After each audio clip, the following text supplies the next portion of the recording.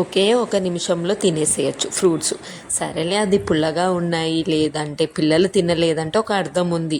ఇంట్లో హస్బెండ్స్ కూడా తినకుంటే ఇంకా మనం ఏం చేస్తాము? పిల్లల్ని అయితే కొట్టో తిట్టో చెప్తాము, వాళ్ళకి ఇంకేం చెప్తాము? సైలెంట్గా చేసి ఇవ్వడమే.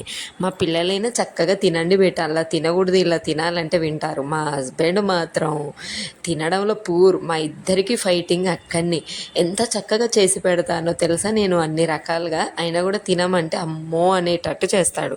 ఇంకా మా స్ట్రాబెర్రీస్ చాలా స్వీట్గా ఉన్నాయి, అయినా కూడా స్మూతీ లాగా చేయమన్నారు. అది కూడా మిల్క్ ఎక్కువగా వెయ్యాలంట. అబ్బబ్బబ్బబ్బా, వీళ్ళు తినడం ఏమో కానీ మనకి తల ప్రాణం తోకకొస్తుంది.